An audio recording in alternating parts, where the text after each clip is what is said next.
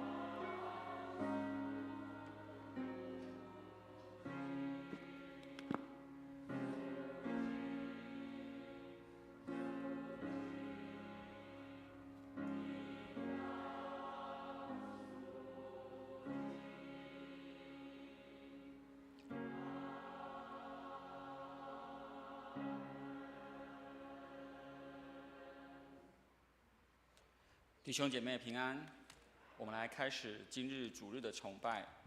我们安静心跟随神的话语，请听上帝的话。他使我的灵魂苏醒，为自己的名引导我走义路。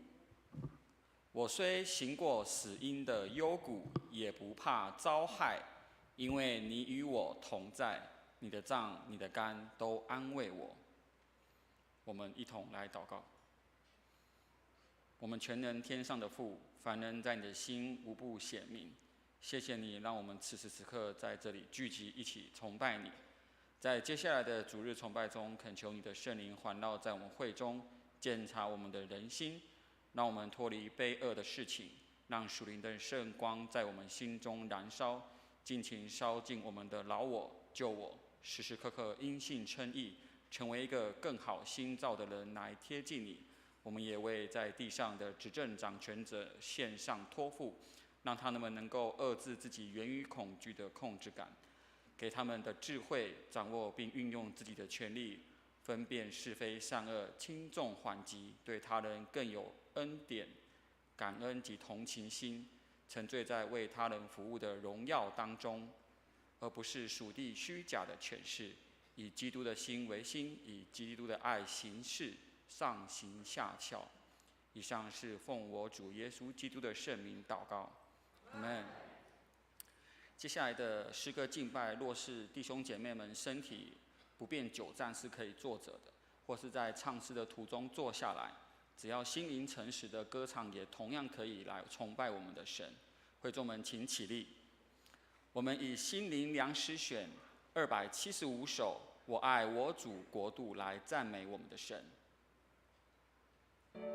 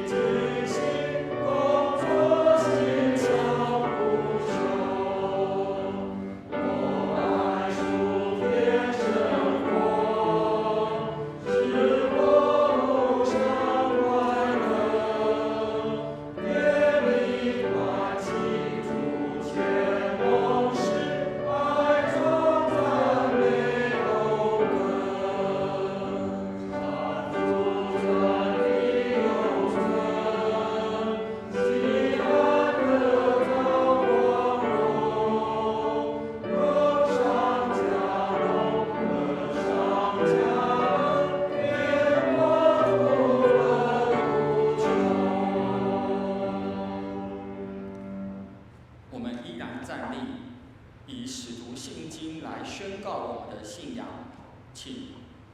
我信上帝，全能的父，创造天地的主。我信我主耶稣基督，上帝的独生子，因圣灵感孕，由童贞女玛利亚所生，在本丢彼拉多手下受难，被钉于十字架上受死，埋葬，将在阴间，第三天从死人中复活，升天，坐在全能的父上帝的右边，将来进到那讲降临，审判活人死人。我信圣灵，我信圣而公之教会，我信圣徒相通，我信罪得赦免，我信身体复活，我信永生。阿门。荣耀颂。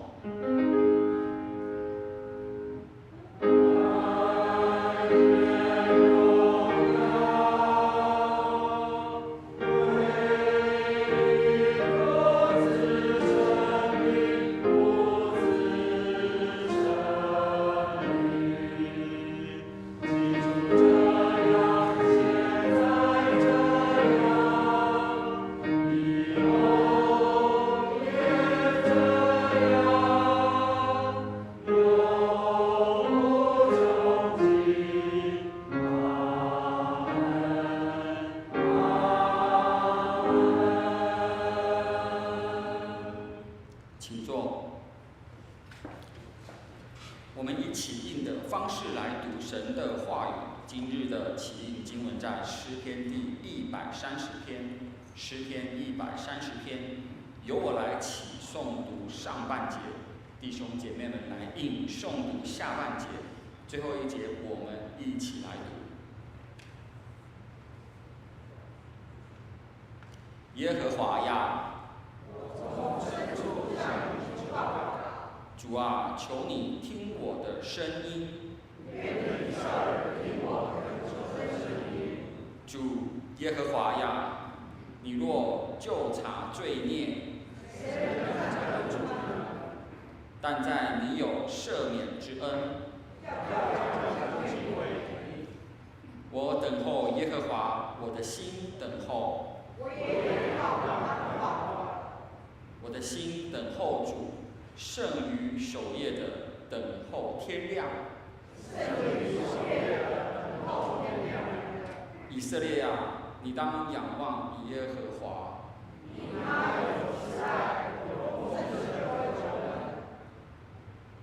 他必救赎以色列，脱离一切的罪孽。我们同心来为以下的事项祷告：为欧洲国家比利时祷告，基督信仰能进入生活文化中，国家百姓能更认识基督信仰祷告。为台湾卫理公会南部教区祷告，小卫理堂林大社牧师为教会奉献充足，教会在当地更加得人，牧者同工身心健康祷告。仍要为现今在战火中国家俄罗斯、乌克兰、以色列、巴勒斯坦等祷告，愿战火止息，和平降临。为台湾的电力需求祷告，求主赐福政府能有智慧与策略，因应电力反应与恢复，并积极推动能源转型，使电力不致缺乏，民众也能养好用电的习惯，有节能的意识。我们一起以主导文来同声祷告，请。在天上的父，愿人都尊你的名为圣，愿你的国降临，愿你的旨意行在地上，如同行在天上。我们日用的饮食，今日赐给我们，免我们的债，如同我们免了人的债，不叫我们遇见试探，救我们脱离凶恶。因为国度、权柄、荣耀，全是你的，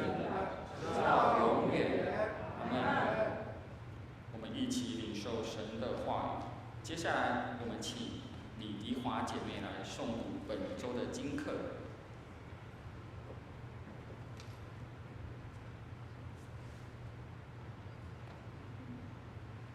今天有2段经文要跟大家攻读。第一段经文在旧约撒母耳记上8章4到20节，也就是在教会圣经的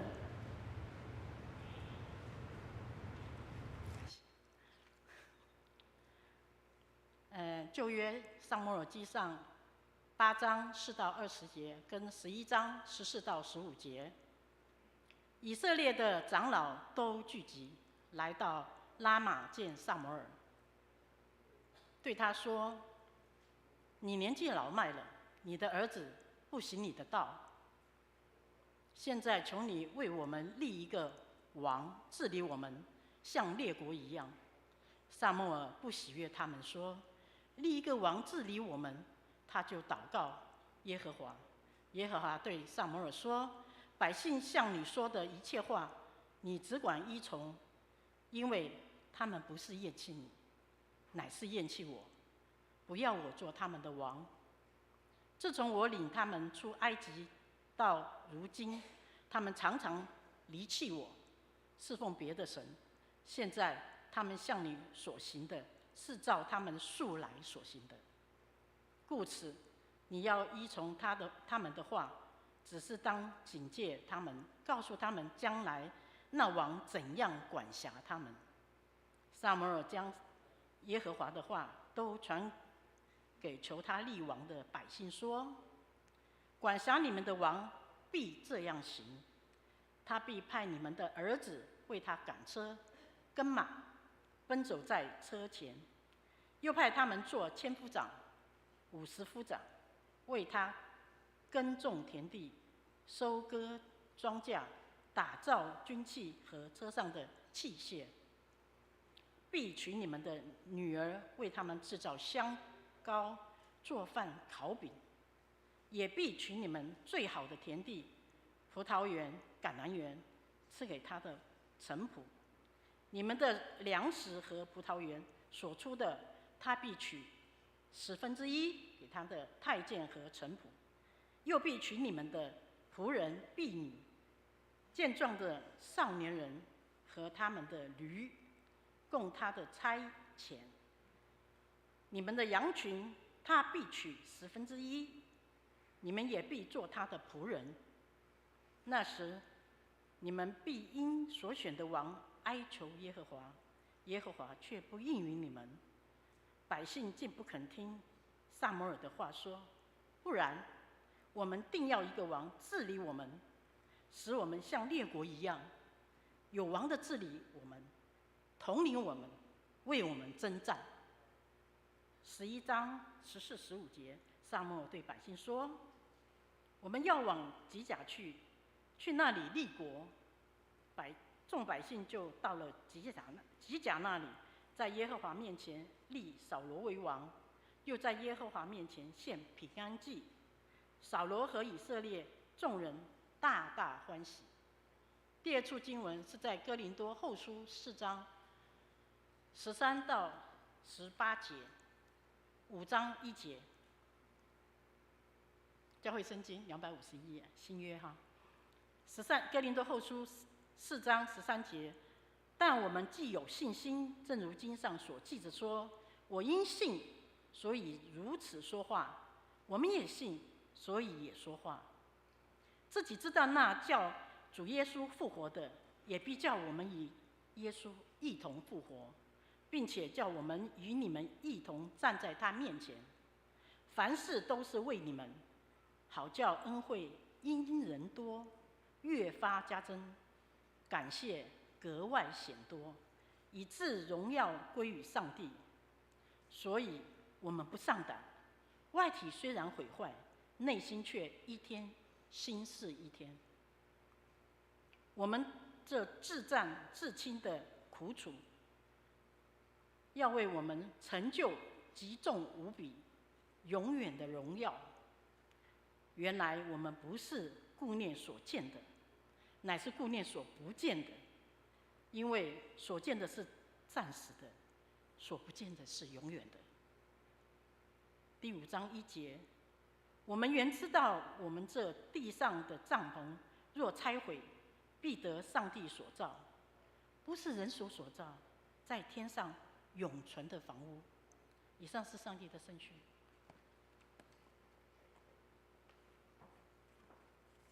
我们谢谢迪花姐妹。今天的正道经文在马可福音第3章20至35节，新约圣经第41页，马可福音第3章20至35节。以下由我来为各位攻读。20节起，耶稣进了一个屋子，众人又聚集，甚至他连饭也顾不得吃。耶稣的亲属听见，就出来要拉住他，因为他们说他癫狂了。从耶路撒冷下来的文士说他是被别西卜附着，又说他是靠着鬼王赶鬼。耶稣叫他们来，用比喻对他们说：撒旦怎能赶出撒旦呢？若一国自相纷争，那国就站立不住；若一家自相纷争，那家就站立不住；若撒旦自相攻打纷争，他就站立不住，必要灭亡。没有人能进壮士家里抢夺他的家具，必先捆住那壮士，才可以抢夺他的家。我实在告诉你们，世人一切的罪和一切亵渎的话，都可得赦免；凡亵渎圣灵的，却永不得赦免，乃要担当永远的罪。这话是因为他们说他是被污鬼附着的。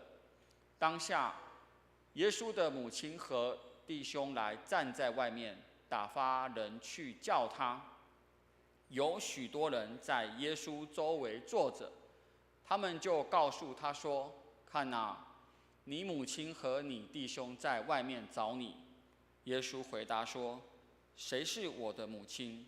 谁是我的弟兄？就四面观看那周围坐着的人，说：看哪，我的母亲，我的弟兄。凡遵行上帝意旨的人，就是我的弟兄姐妹和母亲了。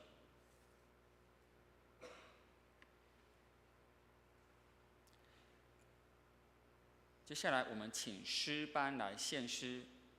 今日的献诗曲目是《越侍奉越甘甜》。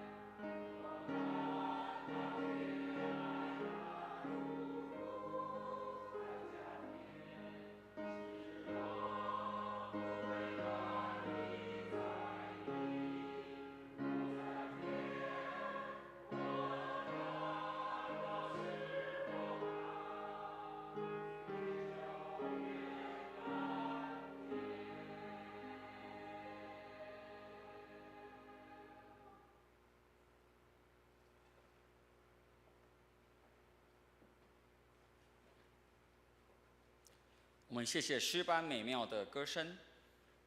以下时间，我们交回我们久违的徐志强牧师来为我们正道传讲神的话。今日的正道主题是耶稣的家人。徐牧师，请。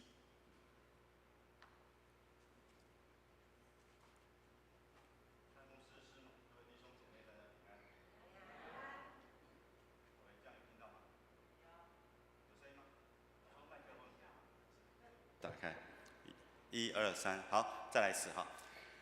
各位现场的弟兄姐妹跟线上的弟兄姐妹，大家平安。感谢上帝，会当来这跟大家敬拜上帝，感谢主。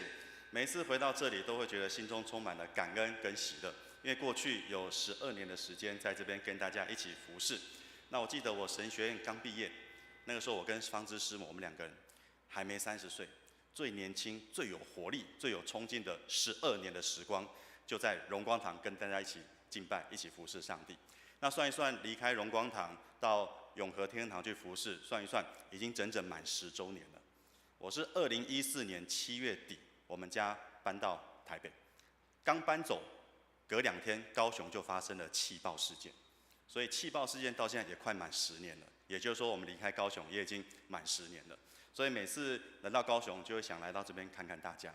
那因为在台北服侍回来的机会也不是很多，那特别前几个月接到蔡牧师的邀请，有机会回来荣光堂跟大家正道，我跟师母就很开心，而且也决定要好好的减肥，减回以前大家熟悉的模样。但是现在看起来应该，有人马上直接摇头，代表说这个效果是失败的，效果是失败的。但是我相信那个在主里我们是一家人，就算你的家人变胖、变老、变丑，然后视力模糊、记忆退化，我们还是一家人。偶尔会开玩笑，但是不会嫌弃。那当然我们也不会介意。每次回来都有人说：“徐牧师你变胖了呢。”我有什么办法呢？连呼吸都会胖，有什么办法？那今天回来到这边，也感谢主，我们全家都回来。来，先请师母还有3个小孩起立，让大家见面，看看他们的模样。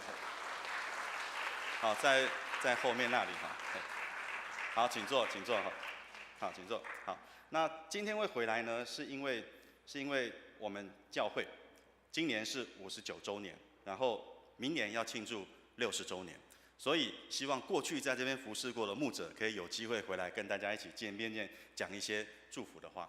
那60年，我相信是一个很漫长的岁月，特别60年一定也是经历过很多很多大大小小的事情。所以我这一次回来的时候，我就在想，荣光堂要60周年了，这60年，上帝对这个教会有什么特别的带领？有什么特别的带领？那今天大家看到荣光堂，都会觉得哇，这是一个很棒、很漂亮、很大、很新的一个教会。可是可能大家不知道，有一些新来的弟兄姐妹可能不知道，荣光堂从创立到现在，这是我们第4个聚会的会所。第4个聚会的会所，我们第1个聚会的会所，第1个会堂在哪里呢？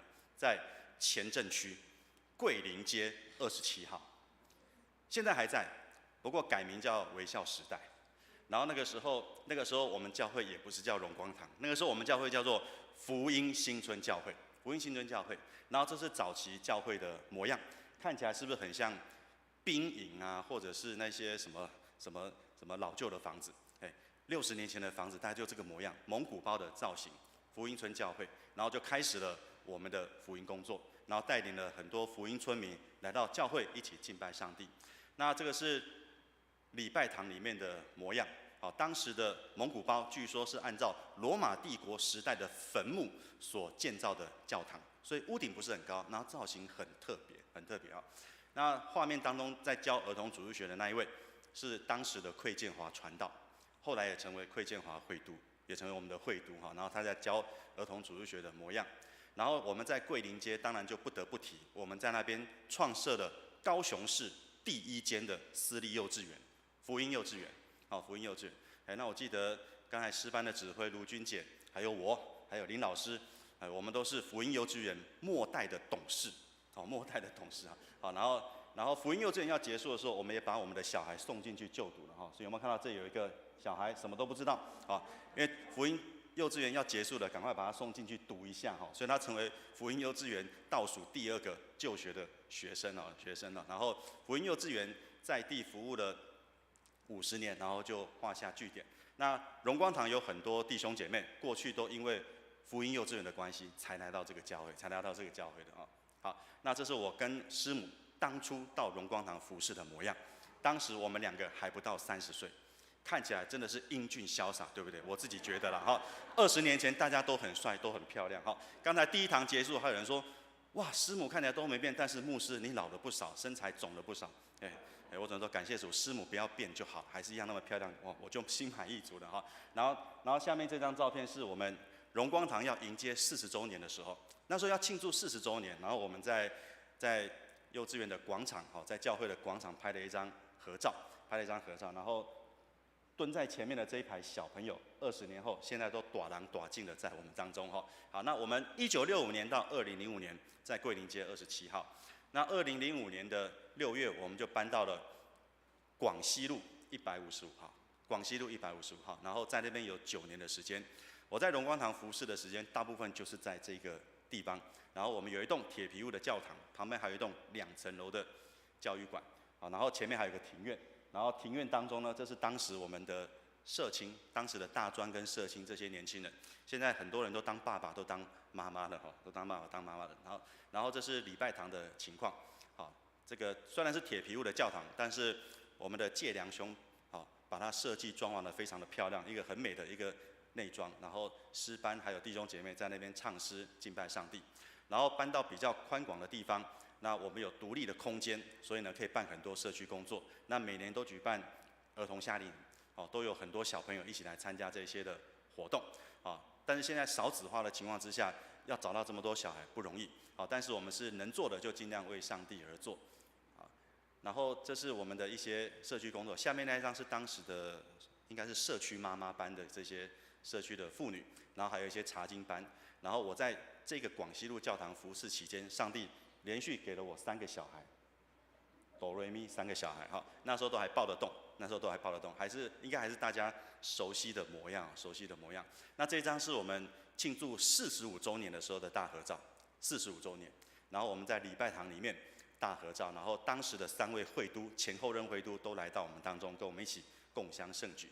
然后前面第一排这些小朋友就是当时福音幼稚园的小朋友，他们的鼓号乐队也来演奏欢庆荣光堂的45周年。好，那这是我们在第2个会堂。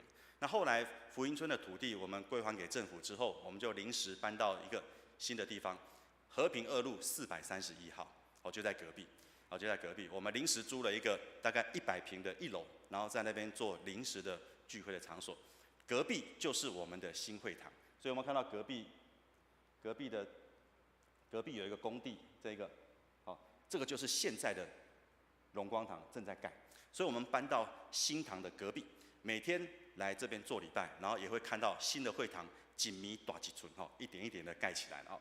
然后这个租屋处呢，因为是临时的，然后只用2年，所以我们也没有花太多的经费在装潢。但是呢，礼拜堂的部分我们还是稍微给它用了美感一点，一样是我们的介良执事当时想说礼拜堂是一个圣洁的地方，所以至少讲台要漂亮，所以这是我们搬过去之后第一次主日崇拜的情形。第一次主日崇拜，然后看起来空间啊、环境啊，跟以前比起来有点落差，但是我们还是很喜乐的在那个地方敬拜上帝。那敬拜完之后，我们第一次做完礼拜合影。那大家看到上面有铺红地毯，你知道为什么铺红地毯吗？不是因为第一次搬新家，所以呢要摆红地毯，是因为它的地砖坑坑洞洞、哩哩啦啦就拍垮，我们又不想花钱把整个地砖敲起来重弄，红地毯摆出来，水够大板又能够遮丑，所以就摆了红地毯出来哦。好，然后我们在那边虽然空间比较小，但是我们该做的一些工作我们还是进行，然后我们也在这边接受大家的欢送，离开荣光堂准备到台北。所以这一张是我们离开的时候大家帮我们办的欢送会，然后有一个小朋友还帮我们画了一个全家福。这张全家福过了10年，我们还挂在我们永和家的客厅里面，多珍贵啊！画得蛮像的。然后这是当时的第一次在这个租屋处会堂办受洗礼的合照，好，然后我们接受大家的祝福就离开了。那时候的小朋友就这么大，还记得吗？你认得出来吗？这是我们家月月，这是寻生、安婷、玉慈，然后那个蜀云姐的女儿，然后这个嘉兴，好，然后这个大家都认得嘛，哈，如果认得出来，那就代表你看着他们长大，哈，好，大家在指指点点的哈，以前的模样，现在呢都是帅哥，都是美女了哈，然后就这样离开了，然后这些孩子呢也在这边长大，继续来服侍上帝。好，那接下来我们第4会堂就是现在这个地方，2016年落成，直到现在。然后这个会堂之前是做一个餐厅，叫做五鹤家，捌吃过不？五鹤家我才知道，原来在高雄还蛮有名的。但是呢，那个餐厅做了收起来之后，那块地就空着，卖了6、7年都卖不出去。所以每次我跟师母路过这里，就会觉得哇，这个五鹤家的外形跟我们广西路铁皮屋的教堂有点像，然后要卖。哇，我们想说，如果荣光堂搬来这个比较明显的地方，应该也不错，应该也不错。但是感谢主没想到6、7年卖不出去的空地，原来就是上帝留给我们预备建堂用的佳美之地。所以我在荣光堂服侍的最后2年，就跟弟兄姐妹一起规划新的会堂，要怎么建造，然后要怎么使用，然后也在当中跟大家一起进行了开工的典礼，然后就开始地下室的工程一层一层的建造起来。那这一张是新堂落成以及荣光堂50周年的大合照，50周年跟新堂落成的大合照，看起来人更多了，对不对？看起来人更多，因为50周年加上新堂落成，所以很多卫理公会的牧者都特别来观礼，来共襄盛举。然后以前在荣光堂聚会的弟兄姐妹，不管他什么原因离开了，50周年的时候，我们也邀这些弟兄姐妹，好久不见的弟兄姐妹，大家回来再次团圆，再次重聚，所以人非常的多，非常的热闹，欢庆上帝的恩典，让荣光堂有一个新家，可以一起来敬拜上帝。而我那个时候跟着执事同工在建造这个新会堂的时候，我们找的一个建筑师叫做窦国昌。这个建筑师呢很有趣，他一生希望能够为上帝建造100间礼拜堂。那目前他已经盖了60几间了哈。那我们现在总会在台北盖的那一栋宣教教育大楼，也是窦国昌建筑师设计建造的哈。然后他那栋台北宣教教育大楼的外观，跟我们荣光堂的外观看起来如出一辙，很像，你就知道是兄弟哈，因为同一个建筑师设计的。那窦建筑师在设计会堂的时候，他有一个习惯，他想要知道这间教会的使命意向在哪里，然后把你们的使命意向表现出来。所以每一间教会他盖的都不一样，因为每间教会的使命意向都不一样。所以当初在设计的时候，窦建筑师问我说：“徐牧师，你们荣光堂的使命意向是什么？请告诉我，我要按照这个意向好好的去祷告，帮你们设计礼拜堂。”就熊熊被他这样一问，我怎么知道荣光堂的使命意向是什么？我只知道我们卫理公会有一个使命宣言，来，大家跟我念一遍哈，来，预备，来，以世界为牧区，宣扬福音，追求圣洁，造就门徒，发展小组，建立荣神益人的教会。这是当时我们的使命意向，现在也是。我就把它交给窦建筑师，窦建筑师就根据这个使命意向设计了我们礼拜堂的外观。好，怎么设计呢？首先，这边看到有没有一个建筑物这边伸出了一只脚在这里？有些人问我说：“啊，这建筑物好好的，干嘛好像伸了一只脚在那边？”其实有2个目的啊。第一个目的是，我们这栋建筑物跟隔壁邻居这边有一块空地，因为是3角形的空地，也不能做什么。可是这边如果空着，大家就不知道这块空地是他们的还是我们的。所以呢，从建筑物延伸出一只脚立在这里，有点就是宣告这里也是我的范围，占地为王的意思啊。那另外，他把它设计成为城门的样子，城门的样子象征这是什么？这是神的城门，耶和华的城门，永生的大门，欢迎大家进来。所以这个延伸出来的城门上面也有天恩堂的，也有荣光堂的名字跟什么？跟教会的十字架，因为它是象征救恩的城门，欢迎大家进入到神的城，救恩的门，一起来领受福音。然后最高的这个十字架当然是我们的记号。那我们是以世界为牧区，所以呢，把十字架挂在最高，光照这个世界，光照这个社区，让远方的人都能够看见这里有十字架。那我昨天来荣光堂的路上走错路了哈，好，那个有人在笑哈，还被我们他还骂我哈，好，走错，但是感谢主，本来应该从3多路过来，那我从中正路接5福路过来，然后就从高师大走和平路过来这边，我突然发现，在高师大就可以看到这一只十字架。好，我本来还没注意，因为我在注意路况。师母跟我说：“前面有十字架，荣光堂的。”我说：“好像是。”你知道我心里非常感恩，你知道为什么吗？因为当初要设计的时候，这一支十字架的角度是跟这一支一样，是面向对面的。但是我跟窦建筑师说，请你把十字架的角度改成斜的，面向路口。不管你从三多路来或从和平路来，都可以看到这一支。如果按照原始设计，那就只有平面看得到，从和平路来看不到。那我昨天从高师大那边过来，真的看到那支十字架。希望这个教会能够光照世界，光照这个社区。然后我们以世界为牧区，希望最远的地方都能够看到主的十字架。好，然后宣扬福音，当然就是以什么？就是以我们的使命。所以这边主建筑物有没有看到2个三角形的？一个是白色的，一个是铝格栅咖啡色的。它是象征有一个人拿着2支得胜的旌旗。你想想看，三角形的得胜旌旗这样子挥舞交叉，所以主体就看到2个得胜的旌旗这样子交叉挥舞着，象征我们要去宣扬福音，宣告得胜的旌旗。好，那最上面这个旌旗中间还有一个鱼的造型，大家知道这鱼的造型是什么意思？是什么意思？鱼早期代表基督徒的记号，早期基督徒的记号就是用一只鱼来代表，这有典故的，你自己去 Google。那当初建筑师在设计的时候，这个鱼不是五饼鳄鱼，是什么鱼？是得人如得鱼。好，为什么要强调这个呢？因为新堂盖好之后，我来这边跟一些同工聊天，就有人说，上面有一只五饼鳄鱼的记号，很特别。我说啊，什么时候变五饼鳄鱼？你把豆下腰啊，有五饼鳄鱼。好，那个不是五饼鳄鱼，那是什么？那是得人如得鱼。因为我们要怎么样宣扬福音，所以上面是提醒我们，这是上帝的教会，然后我们要去做得人的渔夫，得人如得鱼。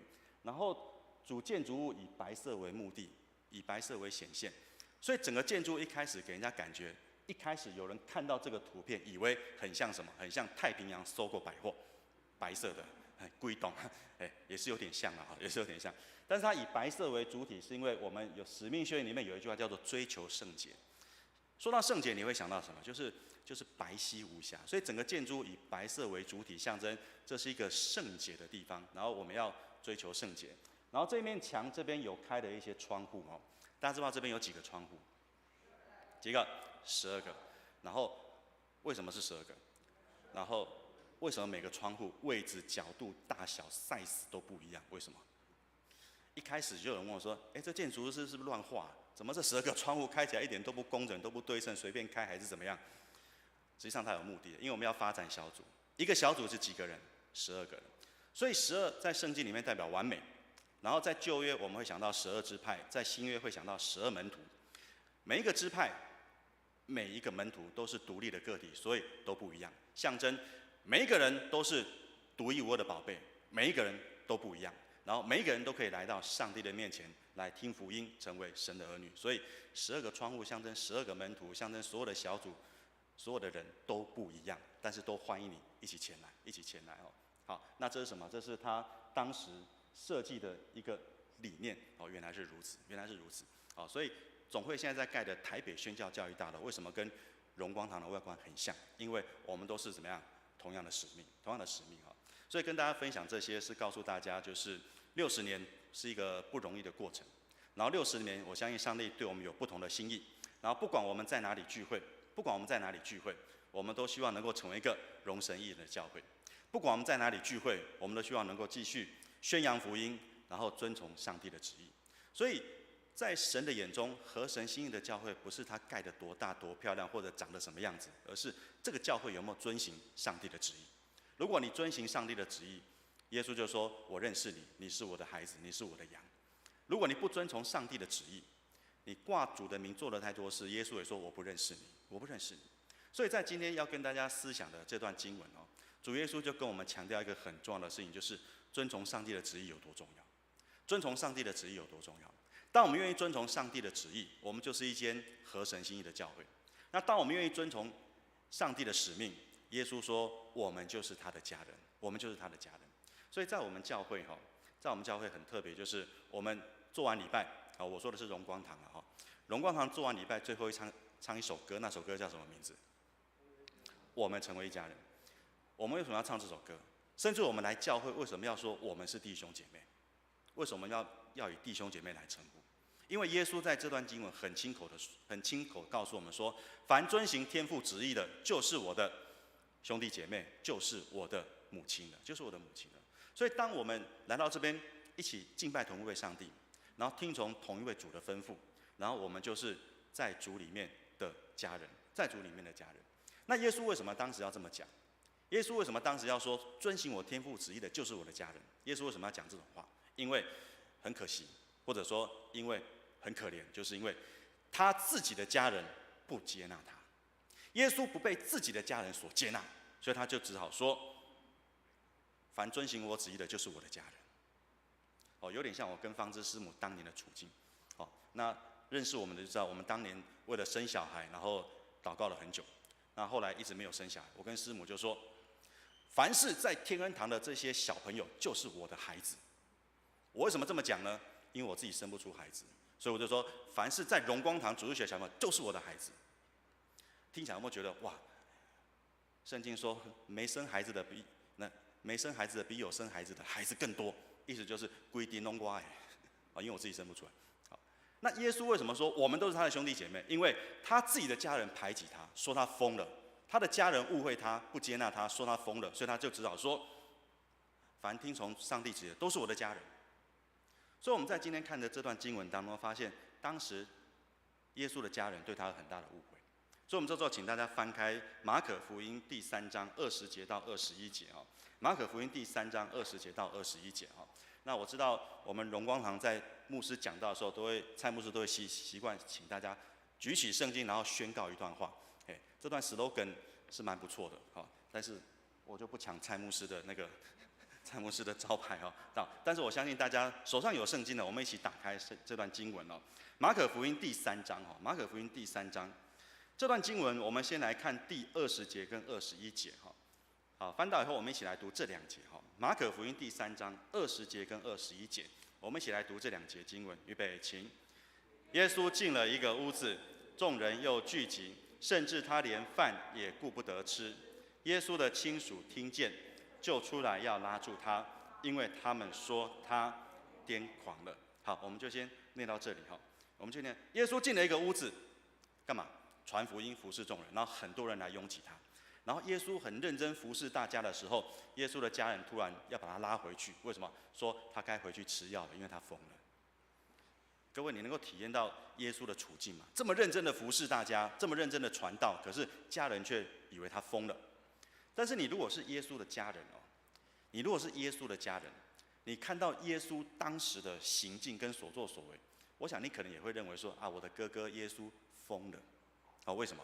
因为有工作可以赚钱，你不去赚钱，然后呢，靠着人家的接济过生活，靠着人家的供应来吃饭，有钱谈你不爱谈，然后等着人家凭着爱心供应你，然后有家可以住，你不住，反而要到处四处为家。因为耶稣当时带着门徒走遍各城各乡的时候，走到哪里就睡到哪里，所以有时候走在旷野就睡在旷野。所以耶稣的门徒为什么都是男的，没有女的？因为有时候要睡在旷野，睡在路边如果有姐妹在身边是比较不方便。那弟兄呢，有时候就随便就躺着就睡了。所以各位，你知道昨天晚上我睡哪里吗？你知道我睡哪里吗？那个7楼有一间客房，对不对？但是那客房是几人房，你们知道吗？你知道吗？是4人房，4个客房。然后我本来跟我小孩说，爸爸明天要讲道，要睡饱一点，要有精神，所以呢，这个位置给我。我们家小孩说不行，我要睡这里。我说好，让你，我睡哪里？我睡那个4楼亲子室的地板上。我想说，我是男人嘛，我是爸爸，我是丈夫嘛。太太、小孩睡床上，我睡地板。我弟兄嘛，我现在在座弟兄都会这样子所以耶稣带着门徒为什么不带女生？有时候睡在旷野，睡在路边嘛。所以耶稣没有重男轻女，是因为现实的情况之下，还是找弟兄会比较方便。所以耶稣有家不住，反而到处四处为家。你会觉得有厝唔困，你唔困；有厝通大，你唔大。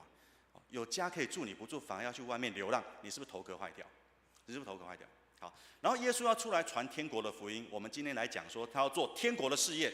可是各位弟兄姐妹，你想想看，如果你要开创事业，你会找什么样的合伙人？你会找什么样的 partner？ 你会找什么样的劳工、员工跟你一起努力？你会找最优秀的，还是找那些最差劲的？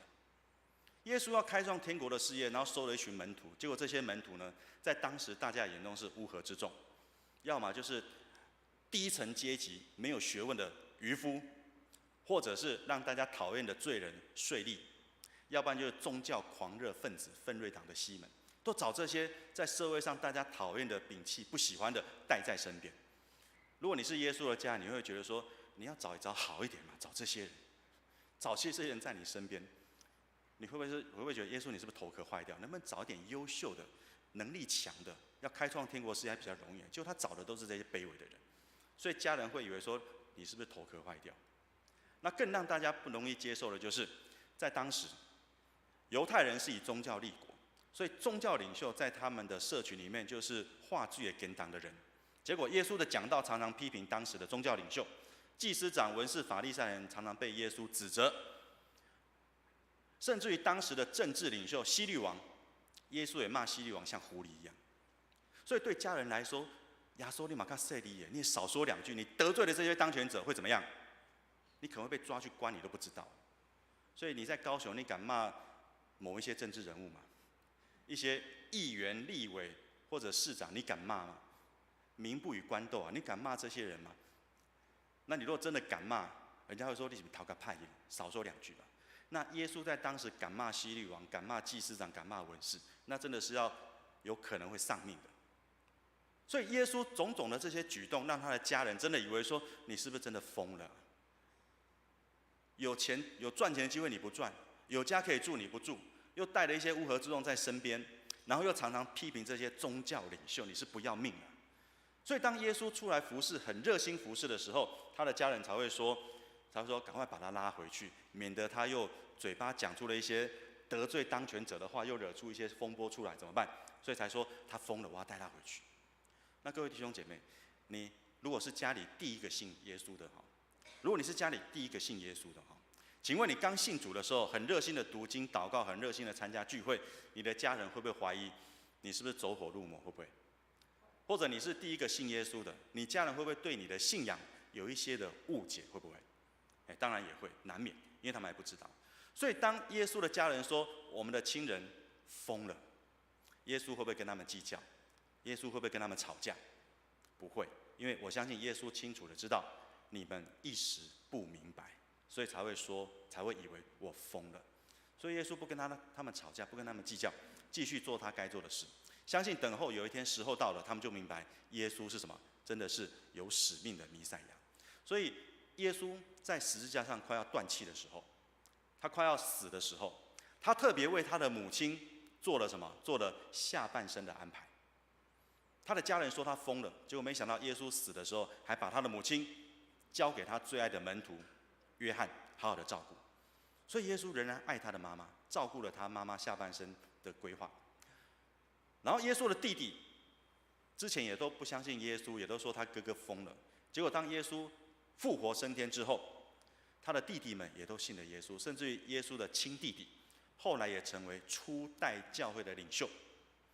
雅各书的作者雅各，还有犹大书的作者犹大，就是耶稣的弟弟。也就是说，你们当时说耶稣是疯了，可是后来你们悔改信主了，耶稣也仍然让你们在教会参与服事，甚至于成为什么教会的领袖。所以家人一时的误解，那耶稣不跟他们计较，反而期待有一天他们能够真正的明白。好，那除了家人误解耶稣之外，在22节跟30节哈，22节跟30节这边，我们也看见当时的宗教领袖对耶稣也有所误解，因为耶稣很会讲道，除了很会讲道之外，他也很有属灵的权柄，能够赶鬼。当他能够行神迹奇事的时候，这些宗教领袖们就说啊，他行这些神迹奇事，不是靠上帝，是靠谁？是靠撒旦的能力，靠撒旦的能力行神迹奇事。所以各位弟兄姐妹，你想想看，所有的宗教里面是不是都有神迹奇事的出现？是不是？是不是？基督教、天主教、佛教、道教、民间信仰一贯道，其实你如果去研究，都会发现都有神迹奇事。那就是因为有神迹奇事，才会有那么多人嘛。那有些神迹奇事是依靠上帝的大能而行的神迹，但有没有一些神迹奇事是靠着邪灵的力量而行神迹奇事？有没有？当然也有，当然也有。那耶稣行神迹奇事，当时的宗教领袖看了眼红，就说啊，他不是靠上帝，他是靠谁？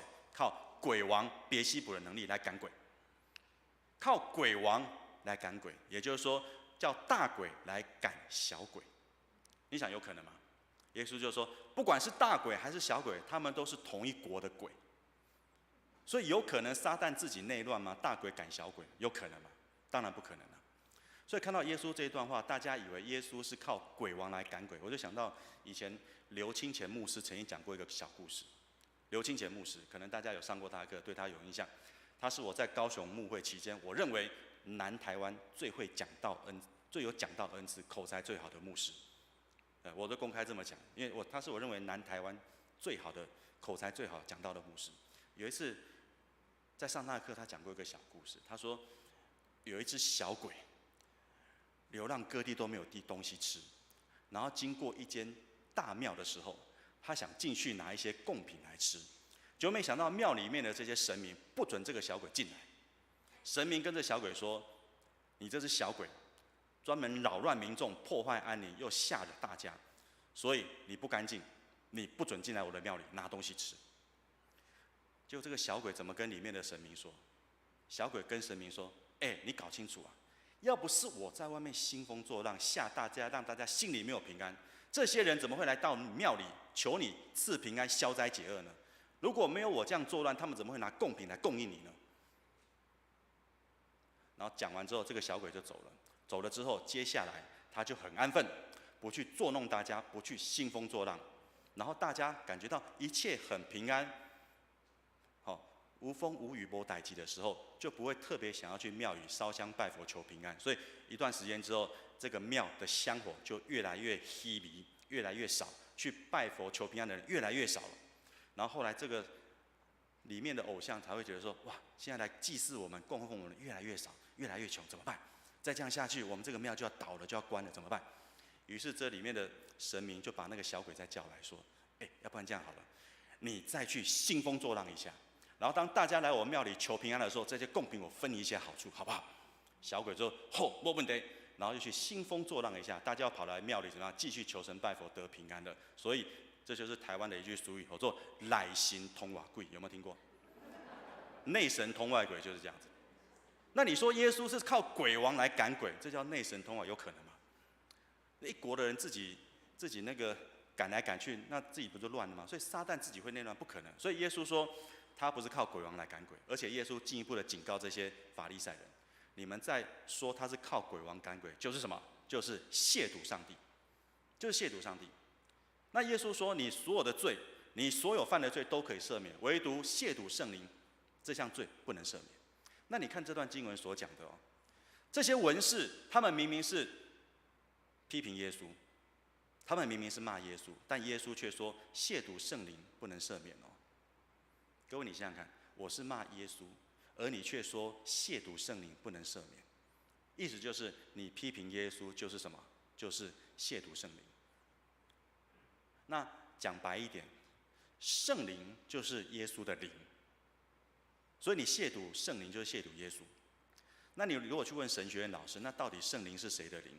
更正确的来讲，就是圣灵是天父跟基督的灵。这讲的有点悬啦，圣父、圣子、圣灵三位一体，圣灵是圣父跟圣子的灵，所以圣灵是圣父的灵，圣灵也是圣子耶稣基督的灵。更正确的来讲，圣灵是圣父、圣子的灵。好，举个例子，跨年看大家有点母萨萨，我告诉各位，有一次我介绍我的小孩，我跟他说，他叫徐奇恩，是我的小孩。没事了，好，然后隔天又有人来了，我就跟他说，这是徐奇恩，这是我跟方芝的小孩。然后徐奇恩就说，爸爸，你昨天说我是你的小孩，今天你说我是你跟吕方芝的小孩，那到底我是你的小孩，是吕方芝的小孩，是你跟吕方芝的小孩？我说都是。我是见人说人话。如果这个人只认识我，不认识你妈妈，我当然说他是我的小孩。如果这个人认识你的爸爸妈妈，我就说他是你爸爸跟妈妈的小孩。所以各位，我如果介绍徐奇恩是我的小孩，有没有错？没错。我如果介绍徐奇恩是吕方芝的小孩，有没有错？也没错。那我如果介绍徐奇恩是吕方芝和徐志强的小孩，有没有错？也没错。那到底徐其恩是徐志强的小孩，还是徐志强跟吕方芝共同的小孩？都是。讲了这么多，你是更复杂还是更清楚？所以圣灵是耶稣的灵，还是上帝的灵？圣灵是圣父跟圣子共同的灵，所以圣灵是上帝的灵，圣灵也是基督的灵。所以当你亵渎基督、骂耶稣的时候，就是亵渎圣灵。亵渎圣灵就是什么？就是亵渎上帝。所以看到这段经文看到这段经文，我就要跟大家分享，就是28节，我实在告诉你们，世人一切的罪和一切的亵渎的话都可以赦免，凡亵渎圣灵的却永不得赦免。我在教会常常用这一节经文，你知道为什么吗？我在荣光堂12年，现在在天恩堂也进入满10年了，刚好满10年了。这20几年来，我觉得这句话真的对我们有一个非常大的提醒：所有的罪都可以被赦免，唯独亵渎圣灵这一项罪不能被赦免。所以我问各位一个问题：外遇这一项罪，如果对方认罪悔改、付出代价，可不可以赦免他？牧师如果犯了奸淫，也付出代价、认罪悔改，可不可以赦免他、饶恕他？然后你的弟兄姐妹、你的会友、你的长子、同工、你的家人伤害你、得罪你，或者犯罪、杀人、放火，这些可不可以赦免？然后如果今天教会有一个人离婚了，可不可以让他来当执事？这些问题在教会常常被提问，后来我就想想怎么办，我就想到圣经说，所有的罪都可以被赦免，只有一项罪不能被赦免，哪一项？亵渎圣灵。所以我刚才讲的那一些不好的事情虽然我们不希望出现，但是一旦出现了怎么办？如果对方认罪悔改，也付出代价了，有什么不能够赦免？有什么不能够赦免的？所以各位弟兄姐妹，我们在荣光堂里面有没有谁犯了不能被赦免的罪？有没有？只有亵渎圣灵这样不能被赦免，其他都可以被赦免。所以如果有人得罪了你、伤害了你，或者有人伤害了我们教会，怎么办？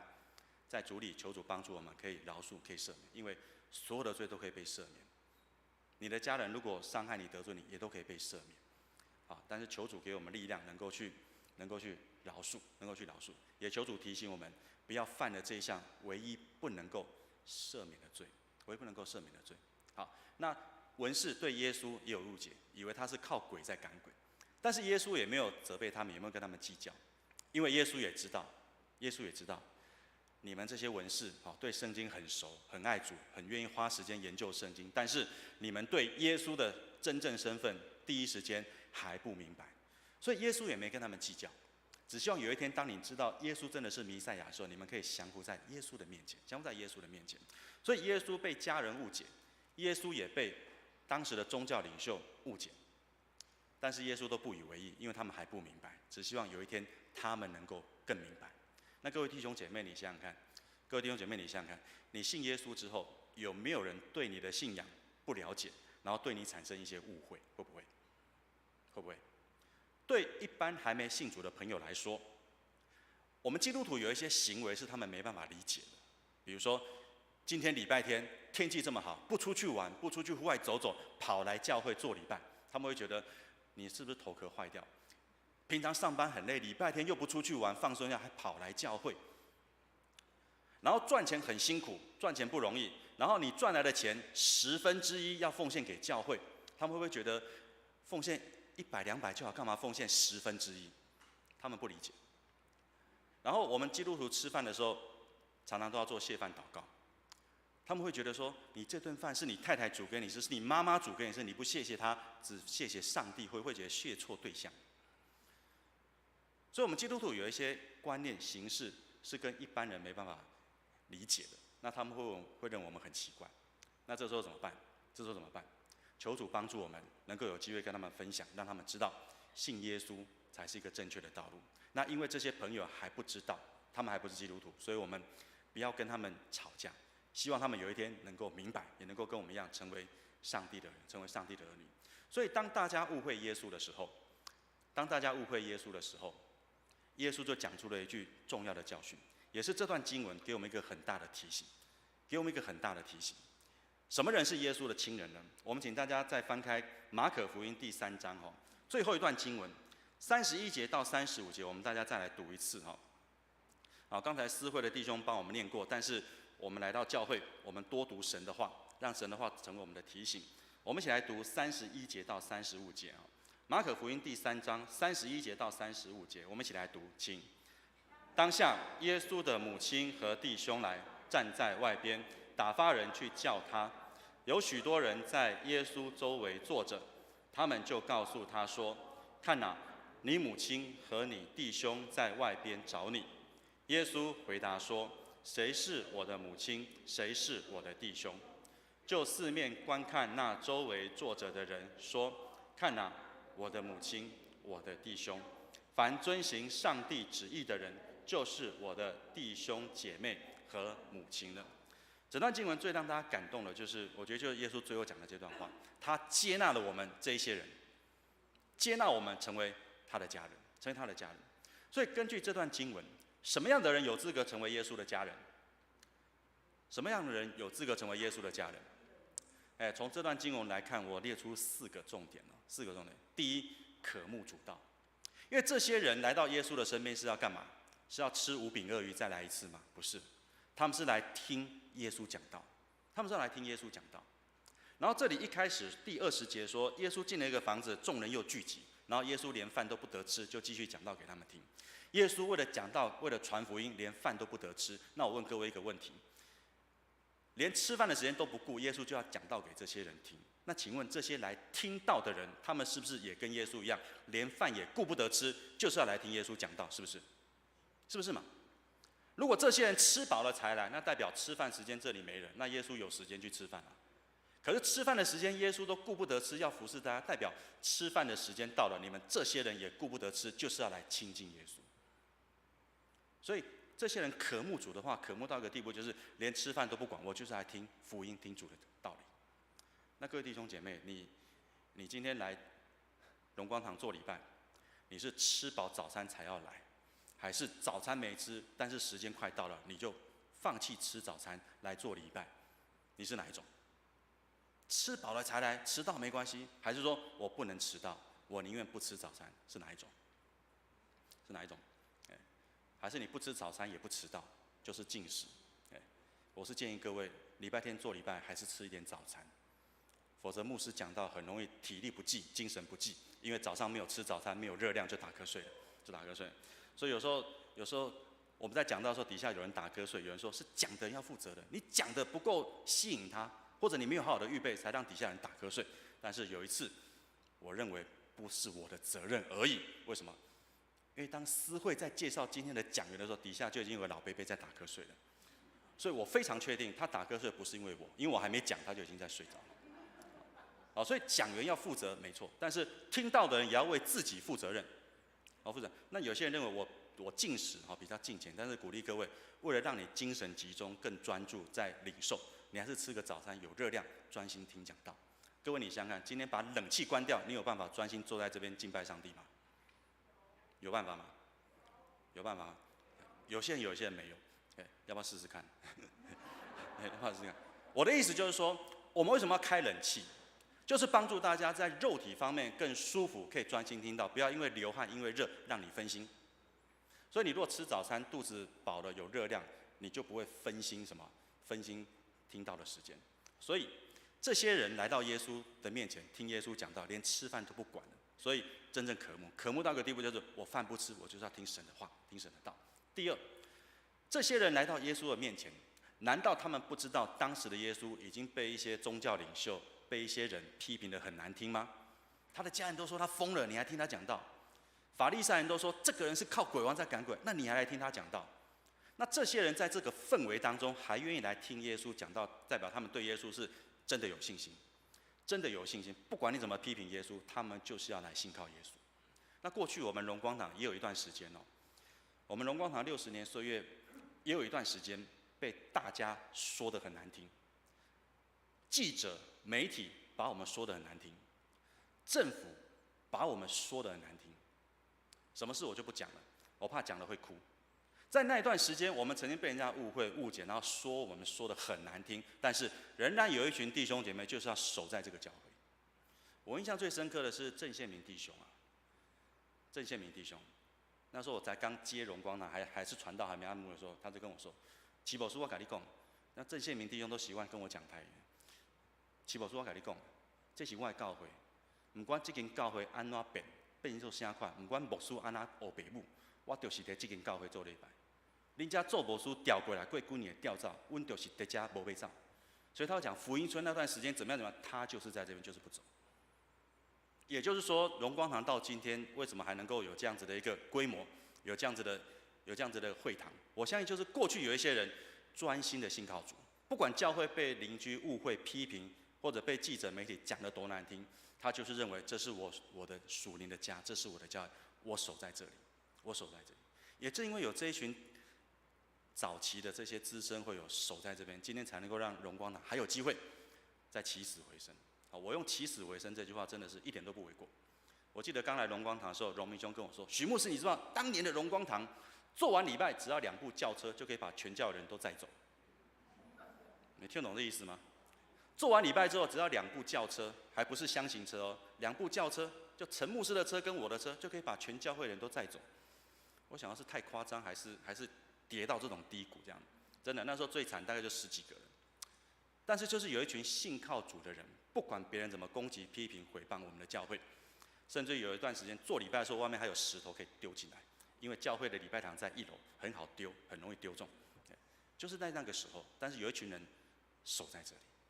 所以当耶稣被当时的人攻击、批评得这么难听，这群人仍然围在耶稣的身边听他讲道，代表他们是真的有信心。所以这群人不为大家的批评跟责难，不怕被牵连。所以耶稣说：“你们是我们的家人。”用台语来讲就是，这些人挺耶稣挺到底啊。所以你们是我的家人。好，第3，成为耶稣的家人，还有第3个条件就是你要愿意围在耶稣的身边。我们看这段经文，就是第32节哈，有许多人在耶稣周围坐着。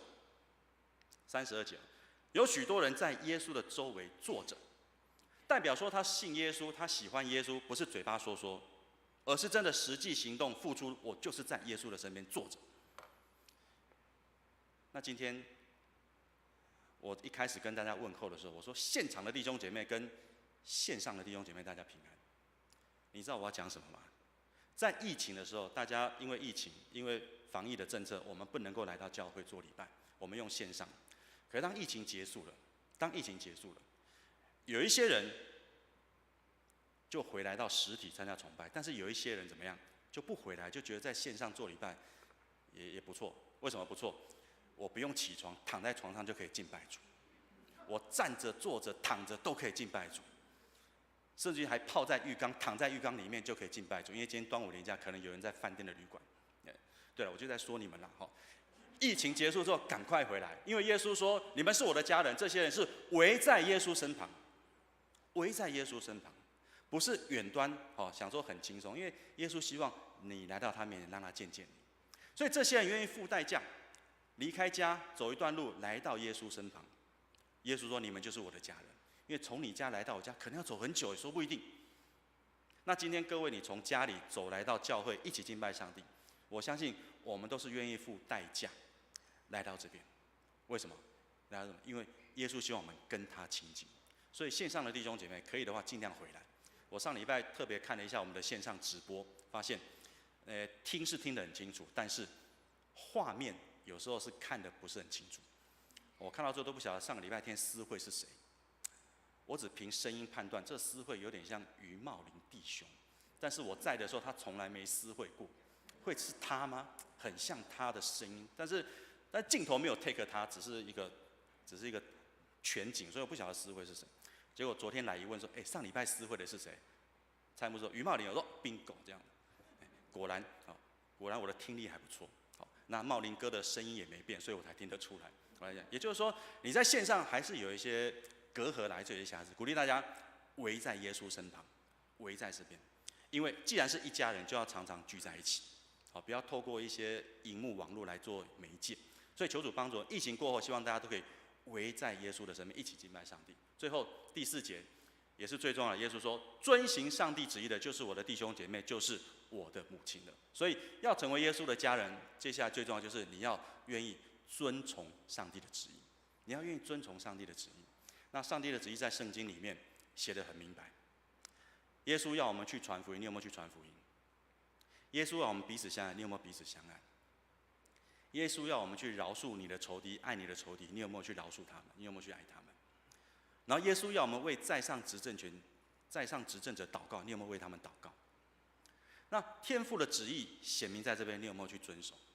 那当我们愿意遵守天父旨意的时候，耶稣就说我们就是他的家人，就是他的弟兄，就是他的姐妹。所以在耶稣里我们是一家人。我这几年一直在想这句话，在耶稣里我们是一家人。可是我们在耶稣里一起同工的时候，却是常常吵架不和。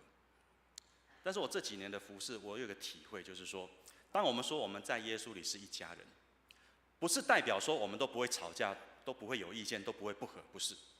当我们说我们在耶稣里是一家人的时候，意思就是说，我们即便会吵架，我们还是会彼此相爱，还是一家人。好，这是我的体会。因为我过去在荣光堂牧会的时候，我曾经在执事会拍桌跟执事飙骂，你能够想象吗？徐牧师居然也会拍桌骂人。然后我在台北的时候，更有机会跟总会的高层开会，我也跟会督、会长、教区长吵过架。但是让我很感动的就是，我们今天开会吵架，下个月我们见面，还是彼此问安、寒暄热络，好像之前的事情就怎么样就算了，让我感觉到什么叫一家人。吵架难免，吵完就算了，不会说上次跟你意见不合，我就跟你记恨记到现在，不会。真的是一家人，你会彼此饶恕、彼此接纳，吵架就算了。所以我们在教会就是这样子。如果你跟某一些弟兄姐妹、执事、长老、牧师、传道、师母有一些不愉快，但记住，在耶稣里我们是什么？我们是一家人。会吵架是难免，吵架完之后我们就和好，就饶恕，就继续彼此相爱。这是什么？这是我们的见证，这是我们的见证。如果一吵架，吵架完之后就两死不相往来，那这不是上帝希望看到的，这不是上帝希望看到的。所以耶稣今天被人家误会，他也不去跟人家计较，反而是希望有一天，你们能够跟我和好，也成为上帝的儿女。那今天我们在荣光堂一起敬拜上帝。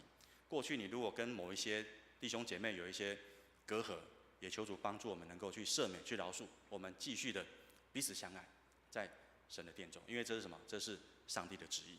而当我们愿意彼此相爱的时候，耶稣基督就在我们当中。所以求主赐福我们高雄荣光堂是一个容神益人的教会，也是一个彼此相爱的教会。我们一起低头来祷告。亲爱的主，感谢你，你拣选我们成为你的儿女，你更把我们当作是你的家人。也求主的爱在我们的身上彰显，让我们爱主，也让主也爱我们。让我们在耶稣基督里，因着你的爱火焚烧，使我们愿意快跑来跟随你。也让我们在这个世上能够同心合意的来服侍主，使主的名被传扬，被更多人听见。愿主赐福高雄荣光堂能够成为有主同在的教会。祷告奉耶稣基督的名，阿们。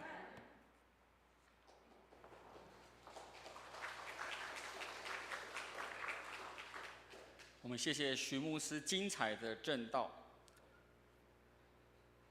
他也告诉我们一个重点，就是所有的罪都可以赦免，唯独亵渎圣灵是无法赦免的。以及他让我们知道如何成为耶稣的一家人，就是我们要渴慕主道，要接近他，要信靠他，并且在外面做事判断的时候，要遵行他的道。接下来呢，我们以回应诗歌来回应赞美我们的神。我们请起立，我们一起来唱《心灵粮食选》273首，教会独一的根基。请。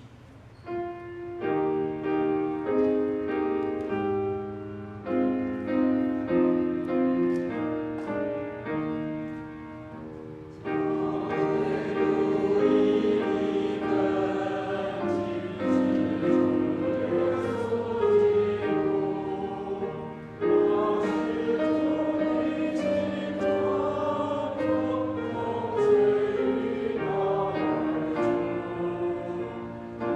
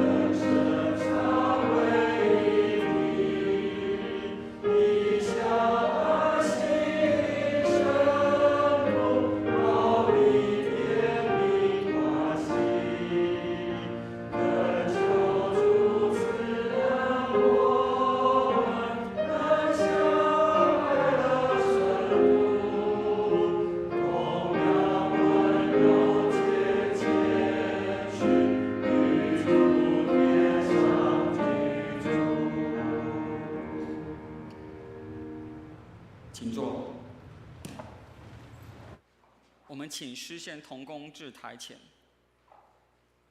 请会众们预备心，恭敬地以金钱来奉献，表达对上帝的感恩。若是您第一次来教会，或是还没有预备、不了解奉献的意义，可以安静地让奉献袋经过你身旁。我们一同来祷告。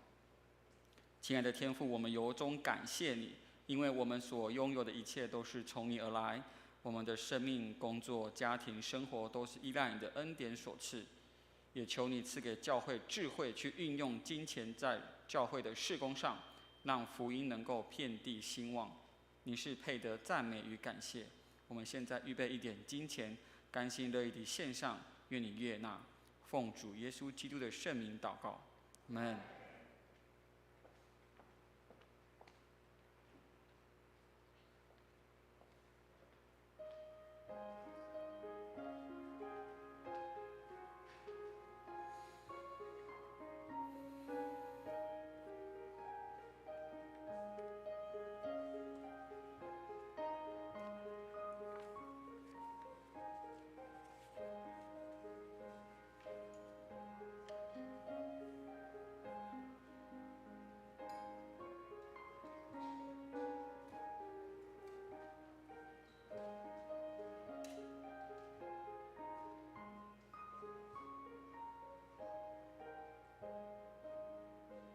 我们一起起立唱《向主献成歌》。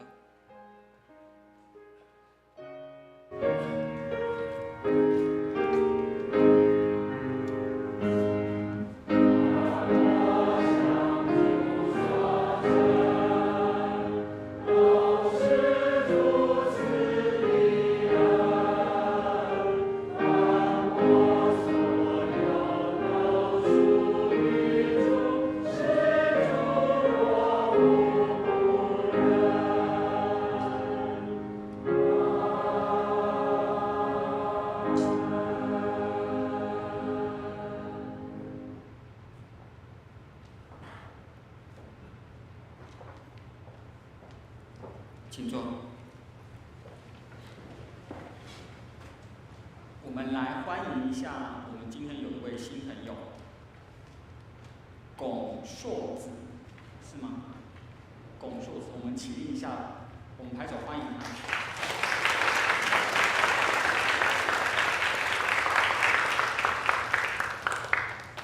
教会持续成长，我们一起。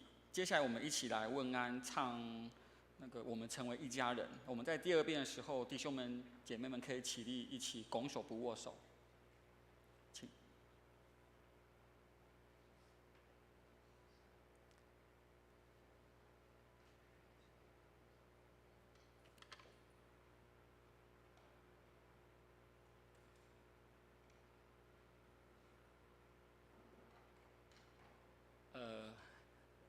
不然钢琴直接来好了。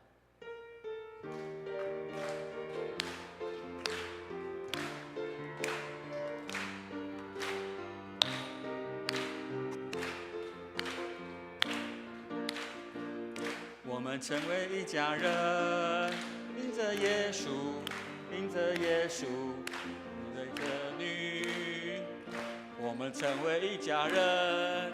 因着耶稣，因着耶稣，我是你。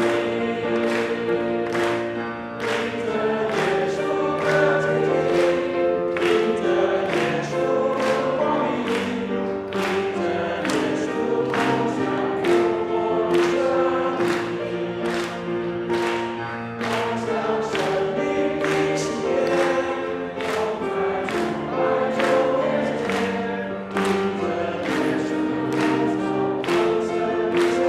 来问啊！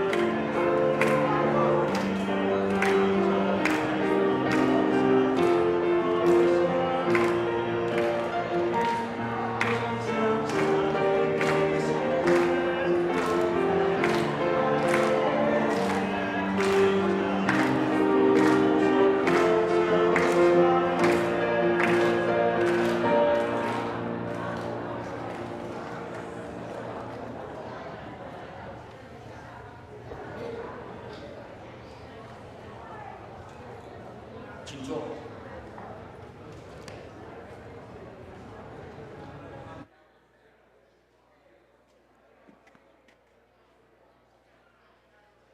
接下来我们一起来关心教会的事工。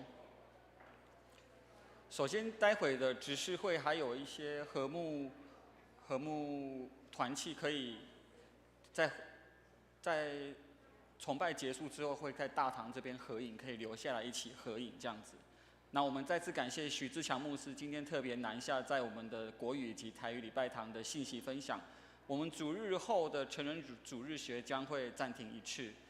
还有礼拜一的，因为是端午节，所以教会的办公室也会休息一天。那我们的总会卫理公会将建造宣教大楼，作为宗派的宣教用途及办公使用。可以请弟兄姐妹们奉献，特别注明总会宣教大楼，也为此祷告。教会将于6月22日礼拜六举办59周年庆的爱心福音园游会及致富艺人学院结业发表会，欢迎弟兄姐妹们一同来参与。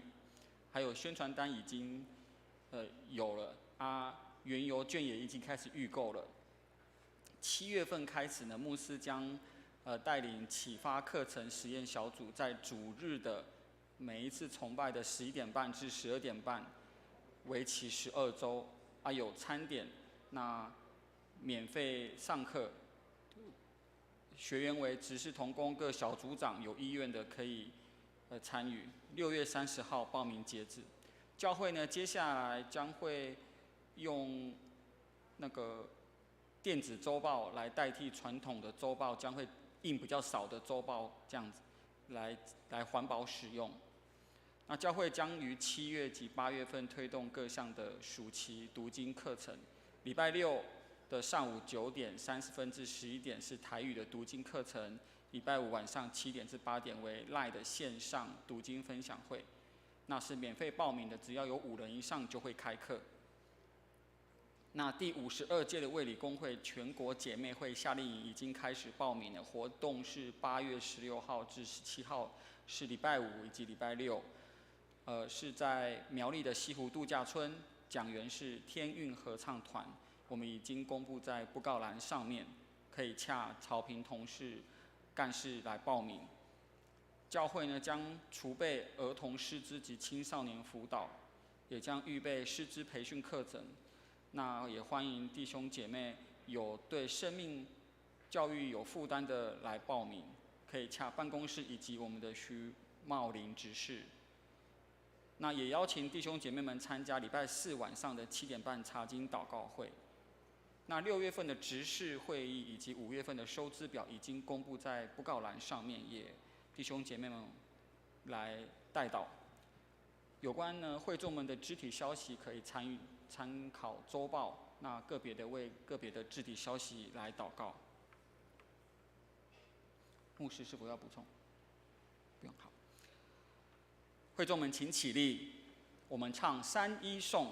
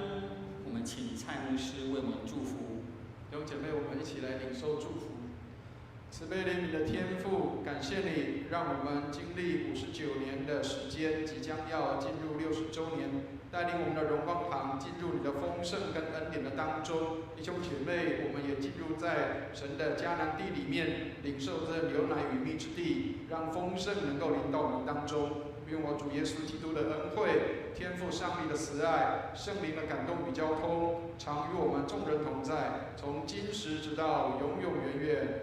阿门。请坐。电乐。阿门。